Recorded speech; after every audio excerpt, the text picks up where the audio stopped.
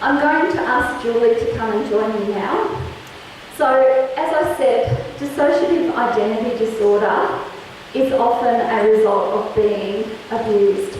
Victims just cannot handle the abuse, and so God protects them. And the way that He protects them is disassociating from themselves.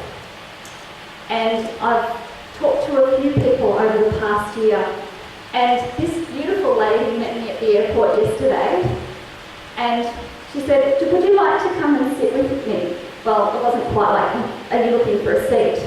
Now, we were just at McDonald's at the airport. We weren't even in the same gate lounge yet, but that was a divine appointment where God put us together, because she has something to share that is so relevant to this particular part. So I'm just going to give Julie the microphone, and she can share whatever she feels is right to share. It was pretty cool meeting time yesterday, and just sitting here and, you know. But anyway, I've got 3 minutes, so I'm just going to rip into it, guys. If you had asked me in 2004 if I thought I was a normal person, I would say absolutely. I've got a mother with bipolar, and life is really fun. It's either really, really good or get out of the way. As children, we learnt at a very young age to keep low, didn't know what was going to happen. So anyway, a few years, 2005, I had a head injury and it completely knocked me out. And at that point, the osteopath said, "You're a very lucky girl, you have to be alive." And so 1 year on, you know, it just completely destroyed my life. And I stopped and I thought, gosh, aren't I lucky, you know, my children aren't getting prepared to have the first anniversary of Mum's death. So anyway, so I became quite grateful. 3 years on, and then I looked back at the chaos that my life had caused. I thought it would have been better if I had died. I had a daughter with anorexia, a husband that was very, very wishful that his wife would come back, because I was superwoman. I did it all. I held the PTA presidency, I worked a full-time job, I had 3 children. My life was sweet, I thought. Anyway, it wasn't, and I was looking everywhere for the solution, and I did a lot of that stuff that they said that it opens doorways and gateways to the demonic. And so basically, it had a field day with me because I was right for the picking. My grandfather was the Grand Master of Ceremonies for Freemason. Woohoo! Overachiever. Another with bipolar. And so yeah, you know, we've just had this whole spirit of death over our family the whole time. A real quick memory, if I'm allowed, is I was 5 years old, happy little kid, running home from school, hand running along the fence, you know, the corrugated iron, and I'd get halfway home and be like, "Stop, you'll probably find you dead in the bath, you won't know what to do," okay? Now, I was like, how does a 5-year-old know that? So, did I see that before? So I couldn't quite work all these things out. So anyway, I hope you don't mind me jumping from bit to bit, but anyway, this is, you know, what it is. I needed a gorgeous lady, and she's here with me now, Naomi. And it wasn't too long after the head injury, and it was the very first job that my husband had asked me to do. And because up until that point, it was just, don't burn the house down. So anyway, I met this gorgeous girl in her house, picking up something for my husband, and out of my mouth, and I don't know where it came from or what it was, and it said, "Yes, but now you understand that we're not dealing with cows, You know, we're not dealing with flesh and blood, we're dealing with powers and principalities. And I'm going, who just said that? And she's like, yeah. So anyway, as I keep inching to the car, she keeps talking, and she goes, can I pray for you? And I'm like, honey, you can do anything you like because I have done every single thing.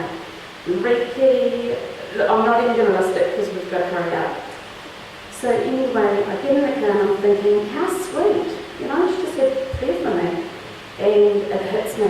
Whoa, when God shows up, there's no getting out of his way. And it hit me. And I started repenting. And I didn't know how to pray. I grew up as a Christian. I gave my heart to God at 10. And I just couldn't pray. And it was like, all I could say was, Jesus loves me. Because I know, for the Bible tells me so. And at that moment he showed up. I'm going to cut the story right down, and I'm going to come to 2 years ago when my brother, there's 5 siblings, I'm the 4th. My brother, older than me, committed suicide. So the spirit of death had passed from my mother to him and got him. Now we're sitting 2 years later, and I've got my younger sister is alcoholic. She doesn't want to face it. My eldest brother has just come out of rehab. A psych ward because he's on suicide watch, and he's an alcoholic for 10 years. And I've gone over to support him, and that's why I can join him. And my elder sister is going to counselling. He's for the last 2 years. She's not making any progress with going through the mainstream because they like to try and integrate stuff back into your personality. And I'm here to tell you, God does not want that. He never intended that. Yes, we had stuff happen to us when we're young, but when he shows up and removes it, he gives you a clear slate. But the cool thing is, when he's doing the surgery on my heart, you know, for a while there, I thought, there's no way I can do this. I've got so much rubbish. I haven't got a memory of my mother. I still haven't found a memory of my very first memory of my mother, okay? But when he shows up, he just does the surgery. He takes you to a place where he wants to take you, which is going to be the most critical point for your recovery. He will take you there. He will show you where he was when you were going through whatever the most hideous thing in your life was. And when he shows up and shows you where he was at that time, no counsellor can give you that information because you're sitting there with God. You can't get that out of a textbook. It's just purely him and you. But the thing is, if you are a pastor and you go to a, whatever they're called, when you go to train to be a pastor, there's not a lot of teaching about spiritual warfare. They'll say, oh, it's chapter da-da-da, and you can sort it out. There's no exams for it. Well, church, we're all wounded. There was only one perfect person. And if your grandparents went to war, and your grandfather did, if he came back, I'm sorry to say, he's probably pardoned us on it. And we'd go, no way. Well, yes way. And we need to clean house. We need to start with ourselves so that we've got that peace. And I tell you what, just not having a chatter in my head is amazing. It's like, yeah. Look, there's silence. And I used to think Jesus was telling me these things. It wasn't Jesus. I have a lot of false Jesuses, okay? So be very, very mindful about who you're listening to. But anyway, I just want to thank Joan for this time. And I bless you all for being here. You've obviously got some God-given reason to be here. And I just want to thank you.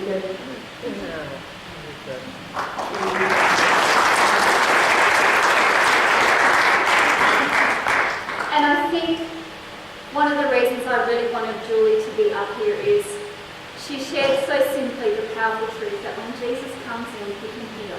And what can take years and years in a counsellor's office, Jesus can do in a minute. So there's so much hope when we know that God can take someone who's had dissociative identity disorder. Okay, so we're talking about the ones that people think is too hard, and he can just come in and miraculously heal.